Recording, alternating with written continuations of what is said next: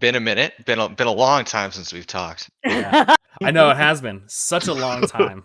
It's been like 7 whole days, Quinn. I know.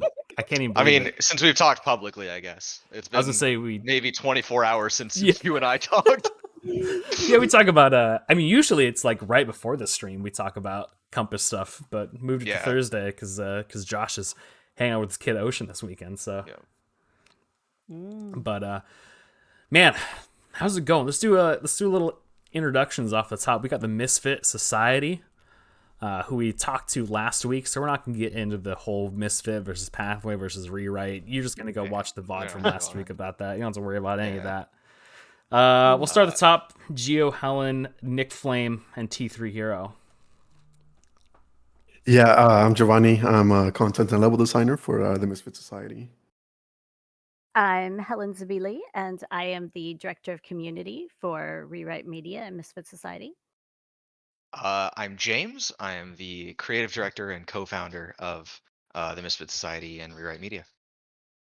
I am Jeffrey. I am lead producer at Rewrite Media and Misfit Society. Man, we got everybody in here. We got builders, we got producers, designers, creatives, and community people. It's nice to have a whole Right. the whole spectrum. I mean, I don't even know where to start with this map. I mean, it is just like it is one of the coolest maps that I've ever played, just because of how big of a baseball fan I am, and how you were able to kind of capture really what it feels like to be one in the stadiums, because I think is just an incredible how you were able to build all of those. So that's kind of where I want to start. But just the way that you were able to put all of this together into something that felt so realistic and so like you're really there hitting just home runs, and then how it just felt so Minecraft too at the same time. But I think the most important, like the most impressive thing about all this is honestly the builds, because you have every single, now I think we went to maybe a dozen, but you have every single baseball stadium. There's 30 different teams across the United States and Canada. How did you even do that? Like, how did you Yeah, even, so I think that's a Geo question, because Geo and our other builder Kip were sort of paramount in sitting down and figuring out how to approach that challenge. So Gio, how'd you pull that off? Yeah, I mean, one of the cool things just in general about baseball is that none of the fields are like the same, right? Like they vary in size and shape, and the outer walls are different heights and everything. And when we were making the stadiums, that's something that we kept in mind because we did want to keep it accurate. So we would, I mean, 30 stadiums was a lot. So we would focus first, starting on the outlines of the stadiums. We would then kind of just gray box based on the references that we had. And then we would polish the areas that would be mainly visible to the players. Thankfully, we did have the help of some of the wonderful folks over at Aurora to help with the background, the back parts of the stadiums. But I mean, yeah, it was a lot, but it was also a lot of fun working on all of them.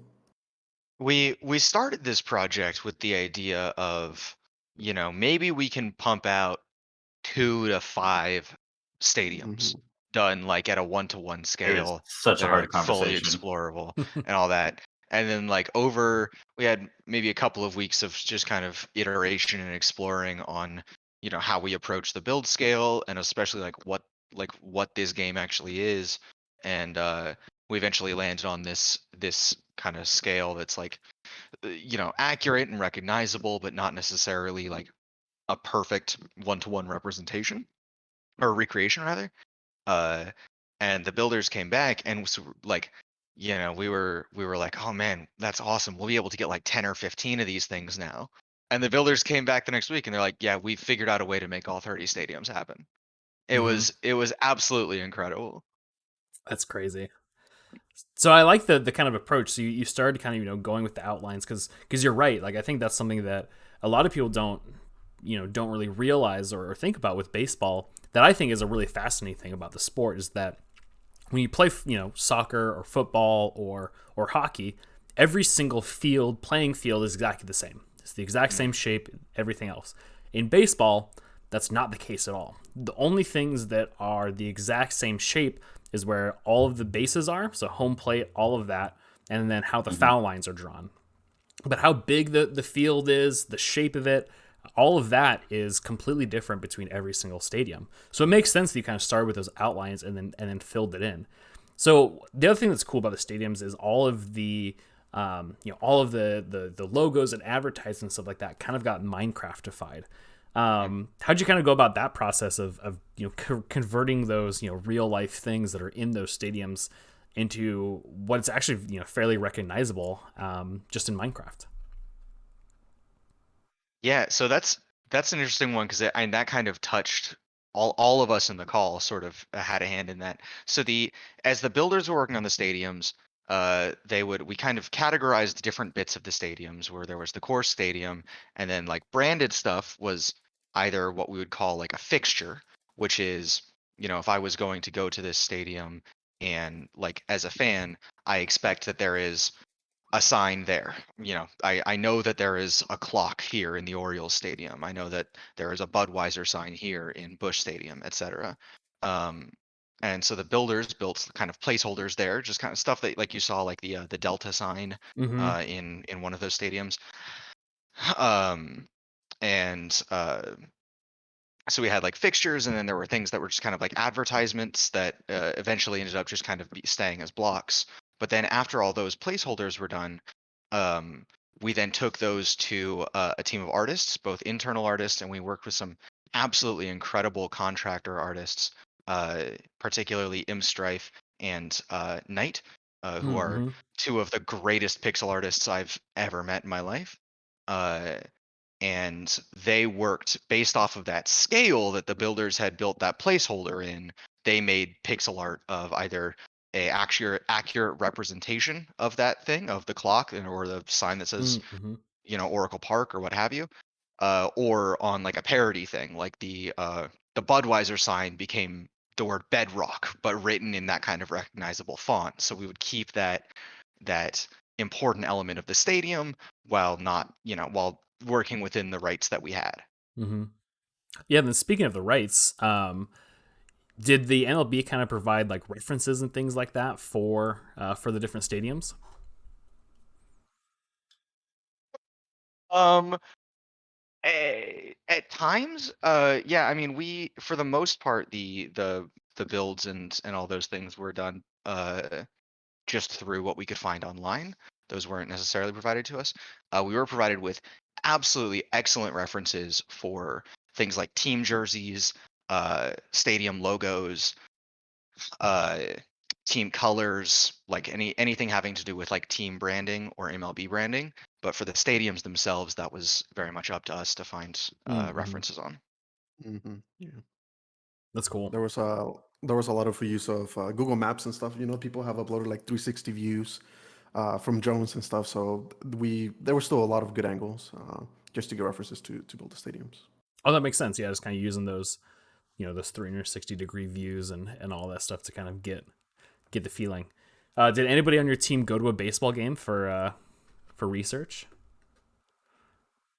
I don't think we did. I'm still waiting to go to a baseball game with you, Quinn. That's true. You are in the Bellevue office. That's a great point. Yeah. Yeah, the request was put out there to go to a Mariners game, That's so we'll true. have to make that happen. That's very true. So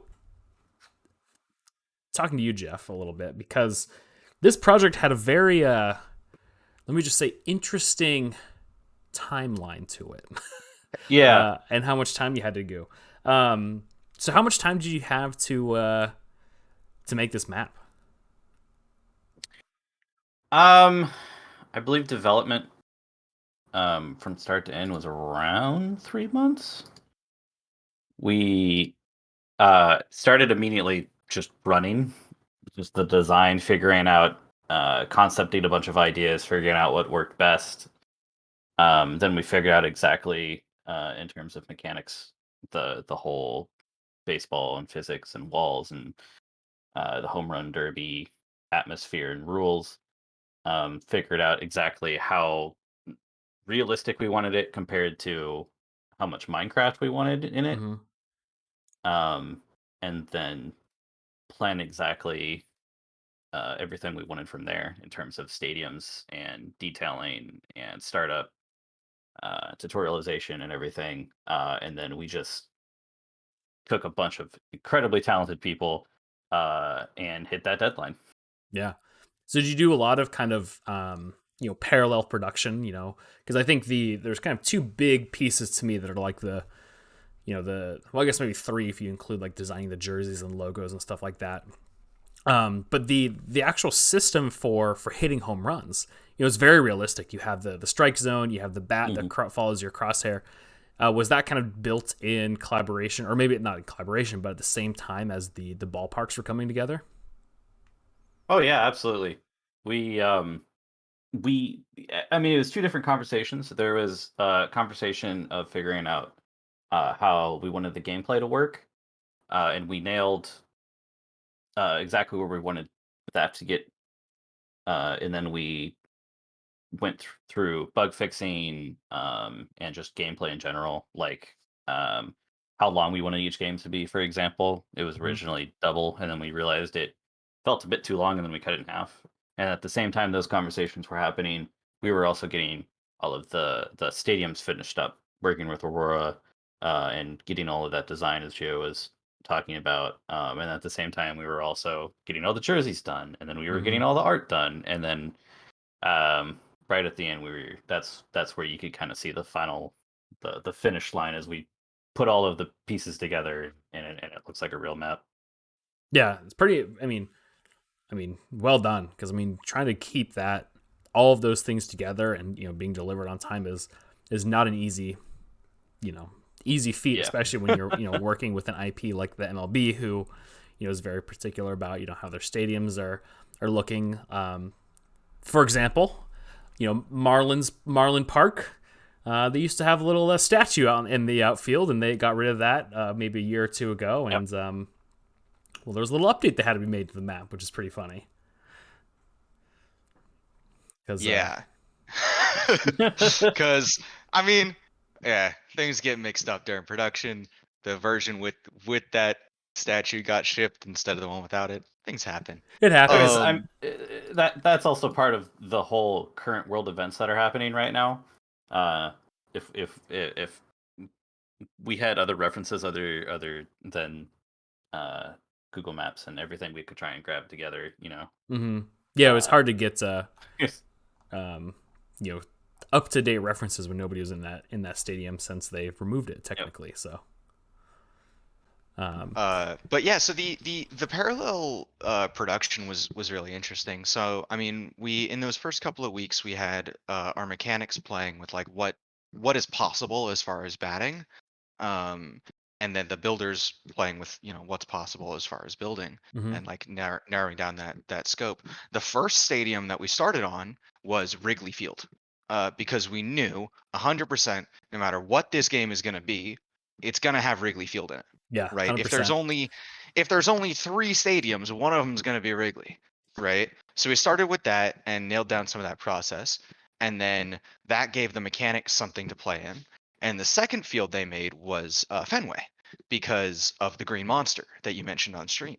Hmm. Uh, we knew that would be Fenway would sort of test the extremes of the mechanics of wall height and distance and that kind of thing. Um, and that so we started with the basic with here is a baseball field. Wrigley is one of those like it's one of the oldest stadiums in the Hmm. MLB, if not the oldest now. Um, that is still standing. Uh, and so it's like it's classic. It's like this is a baseball stadium, right? Yep. If like we can do this and figure out how to do a baseball stadium. And then Fenway was the extreme of like how do we do the weirdest baseball stadium? The walls on Fenway are very strange, with the Green Monster and all the angles and stuff that they take and all that stuff. So after doing those two, the mechanics had what they needed to continue developing within those stadiums while the rest of them were being built. But I mean, up until even maybe 2 weeks before the map came out, there were only a couple of stadiums set up for actual like gameplay. Hmm. And then it just came into like, all right, all the systems are done, all the builds are done. Let's just spend a couple days and just hook them all together. Yeah, just wired all together. So yeah, so speaking of the mechanics, a couple questions from the chat. The animations is something that I want to kind of touch on because we had to make a late change. But Juan Gaming asked, are the characters that you play as just a mob that you guys reskin and make a custom animation, or is it just kind of another entity? It is. Oh man, this is where it gets so far beyond like understanding. Like, okay, let's back this I up. We have one of our mechanics on our team. His name is Ease. He is an absolutely like insane person. He is uh as a JavaScript developer, Mm-hmm. he is doing things with Molang and like scripting inside of Minecraft that are absolutely beyond the comprehension of the best mechanics in the industry. So the whole game is an entity. It is one entity. All of the characters, all of the jerseys, all of the like stadium fixtures, everything is all within one entity. So the mobs that you're seeing are not individual separate mobs with custom animations. It is all sort of merged into this one weird conglomerate scene. Okay. it's also worth noting that the entire game is also entirely client side, which is why there's like no technical multiplayer. If you break the game and you have one person in the game and another person teleports to the person in the game, they won't see anything because the entire game is being rendered on that one individual's client. Oh, interesting. What That's I mean, it's also a good thing because it means that the game won't lag if you're playing on someone else's game because yeah. it's all being played on your computer. Oh, that's really cool.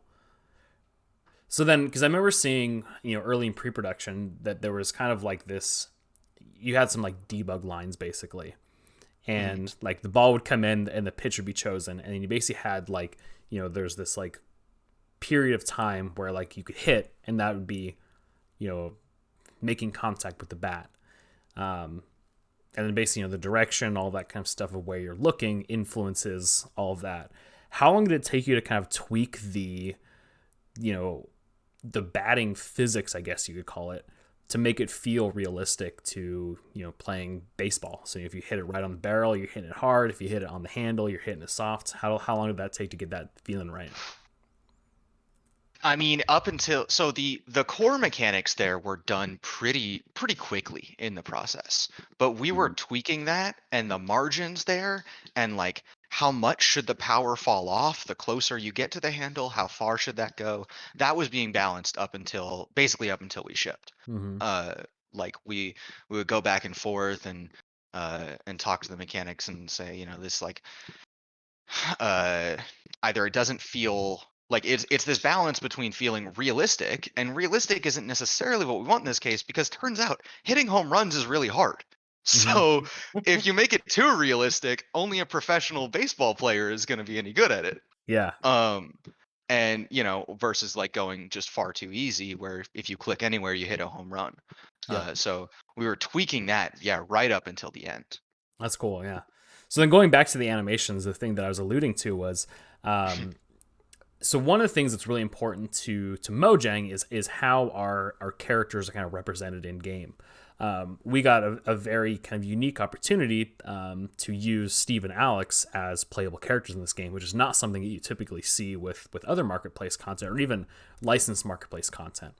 But we felt it was really important to have their characters be in the game because it wanted to, because you're having this back view of it. You're not like standing there as your player character. You're choosing somebody who's at the, at home plate batting for you to have Steven Alex. Also, when you're playing baseball, you're batting and you're swinging like this. Your elbows bend. Yeah. But that's one of the big things in Minecraft's licensed lore that is a big no-no because if you go and look at all the emote animations for Persona, there's no bendy arms, and it's one of the big things that we actually avoid in one of our kind of big rules. So when we first saw those animations, we were like, we might have to change these. And what was that what was that call like? I guess James, with that because I was on it. I'm kind of It curious was from your perspective, kind of yeah. what that felt like. So like we hadn't thought about that.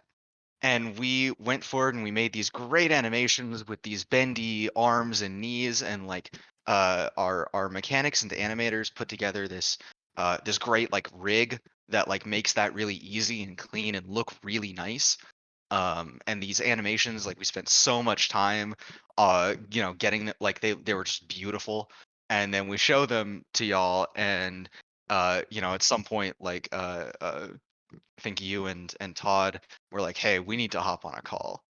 Uh, and and you explained the situation, and like in my mind, I was like, "All right, we just added like an extra 6 weeks to this map. Everything is on fire. This sucks."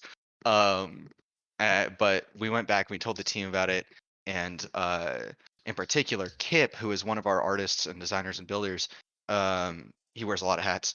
Uh, I hope he's watching. Kip that night, it was like on a weekend too. So I was like, "Hey, like here's what we just learned. Like we'll talk about this on Monday. Like um we'll figure something out." And that night, Kip comes back with these beautiful animations pulling cuz like nobody else thought it was possible. Nobody else thought that like it was going to be possible to make great looking baseball animations without bending limbs at all. uh and Kip comes back with these like incredible animations, just the way that like he was able to sort of decipher this and decode that problem and visualize what that would look like. uh and so like by the next week we were like able to plug those in. And I mean, personally, I like these animations better than the original ones we had now, because they feel very Minecrafty. Like I get it now. Like I get why Oh y'all yeah. why the people at Minecraft don't don't want bendy limbs, because Yep. like it as soon as we remade those animations, the game feels 100% Minecraftier. Yeah, and that's what I think I liked about it the most is like the original animations didn't look bad; they looked really really good. But then when you saw the one that was like that used those kind of rules that we enforce or whatever, I was like, oh, this looks like it's a Minecraft dude Yeah, or lady hitting home runs because of the not having those bendy arms. And it turned into this, like, it just ended up being like, oh, this actually kind of added that extra level of polish that that just kind of put the whole thing together, which was really really incredible. I mean, misfits are rule breakers, right? So Yep, that's what we're here to do. exactly. yeah. I mean, We break rules, and then at some point someone tells us, "Ah, you shouldn't have broken that rule though." yeah, All right, you got us there. I was gonna say Aldo had a great question of what makes you all misfits. What makes us all misfits? The leather Uh, jackets. yeah, the cool leather jackets and mohawks that we all sport. Yeah, I mean, so the name the Misfit Society, and just kind of comes from uh, this feeling of growing up as a nerdy kid playing Minecraft and just making stuff in our bedrooms. And the Misfit Society, the idea is that this is a place, this is a team where people can fit in, and where people can feel at home as Hmm. creatives and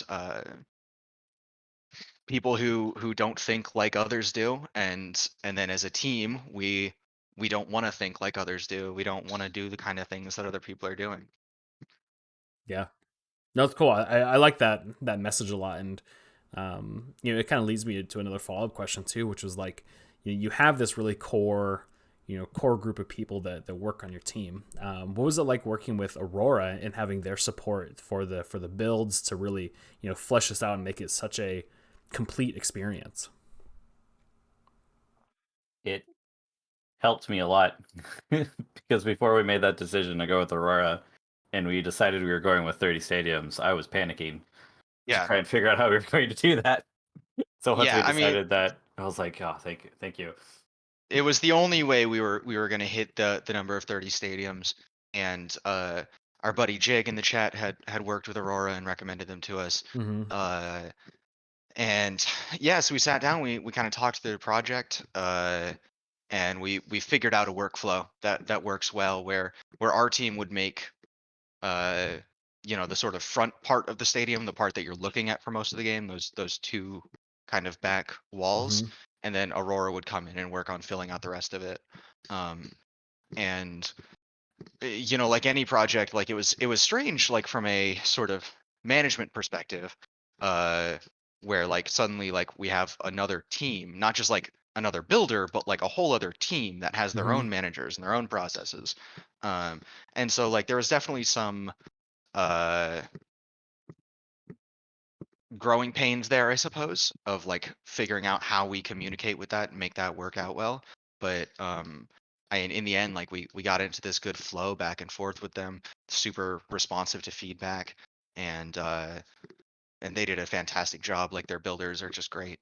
Yeah. Yeah, and in the end, you can definitely see it on the stadiums, right? They did a good job at following the style that was done for the initial section. Mhm. Mm. No, so that's the last question that I kind of had. Somehow Helen let you have access to the Twitter. Yeah. Uh, I so can I only mean, ask this question now that she's not here, or else she'd be.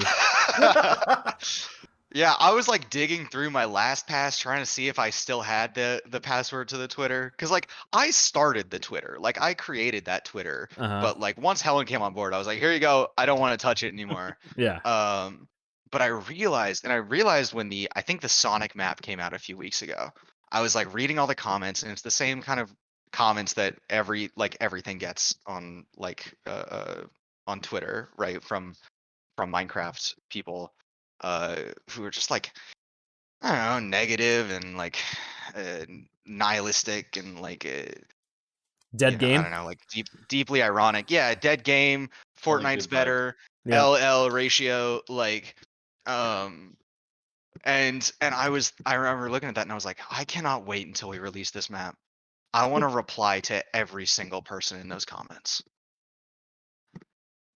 And we did. And so when we released the map, like I logged into the Twitter and uh I had fun, I Yeah. went Just and I just kind of responded to went. several dozen people. Yeah.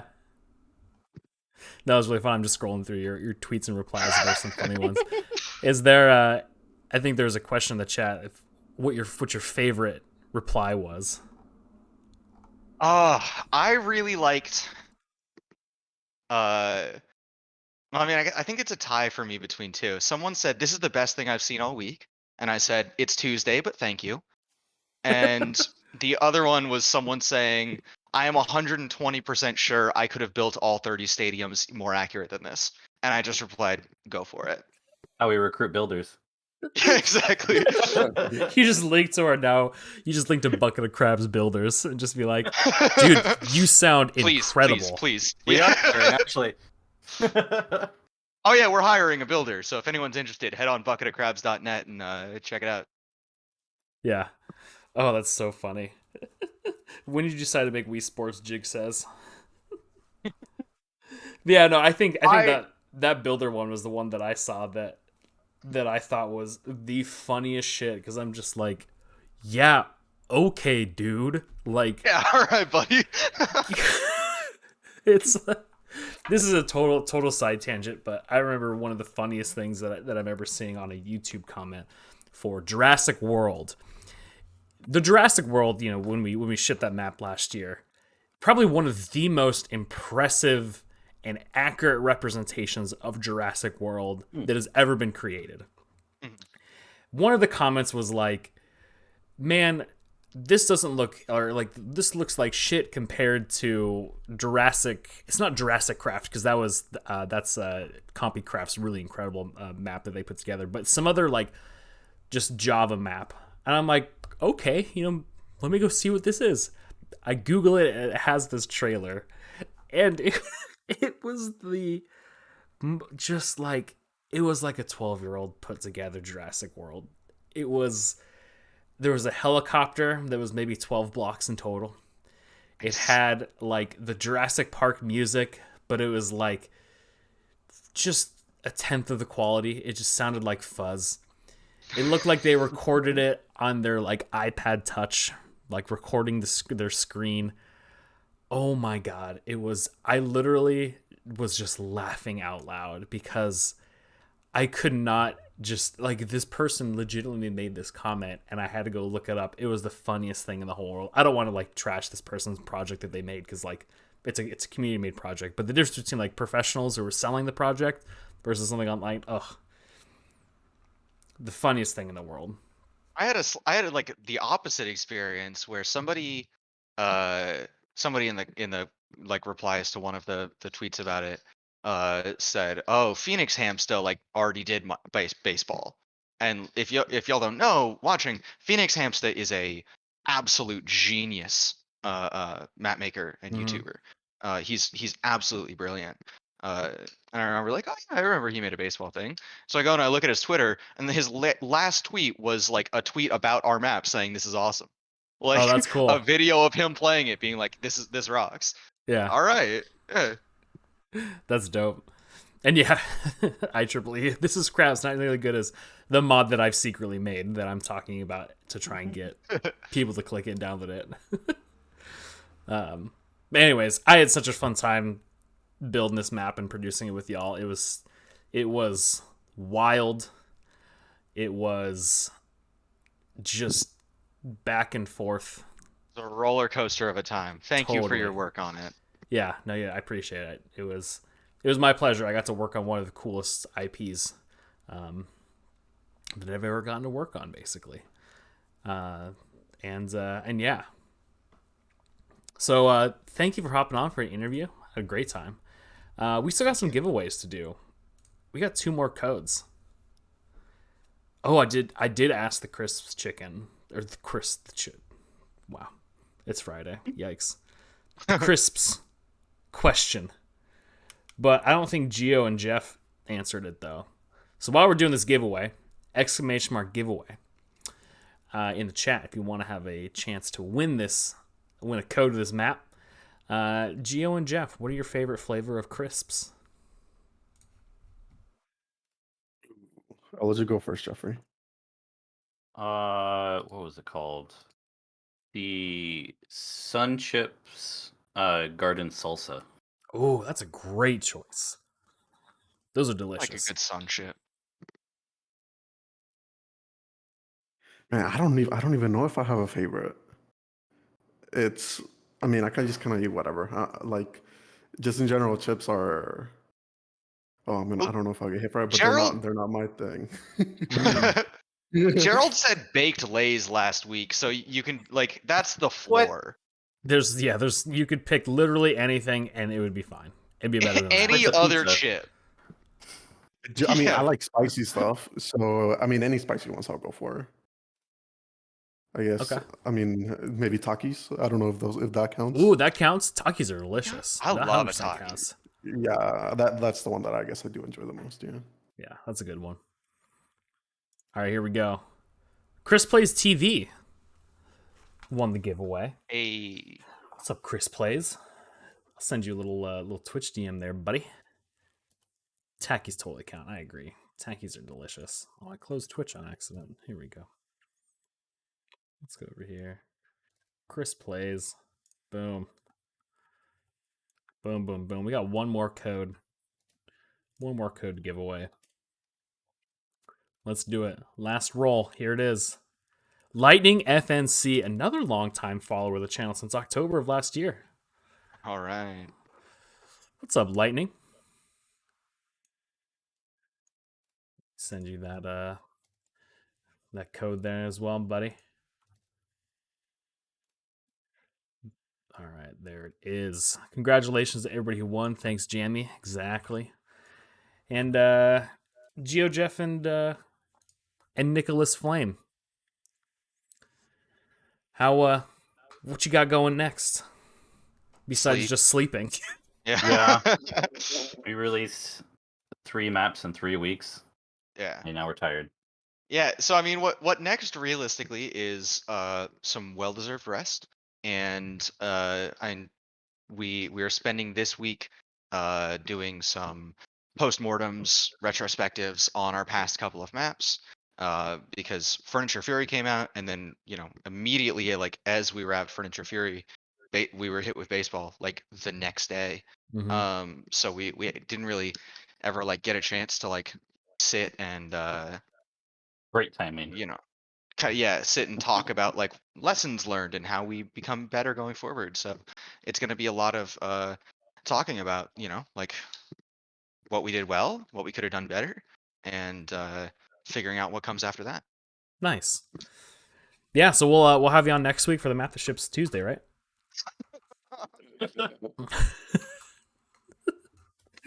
No, you're good. Enjoy the rest. Enjoy the time away from having to ship maps on a super crunch schedule. We So- we will. I believe it. All right, y'all have a good weekend. All right, thank you, Quinn. You have a good one. Of course. Thanks for Peace, having dude. us on. Take care. Bye bye.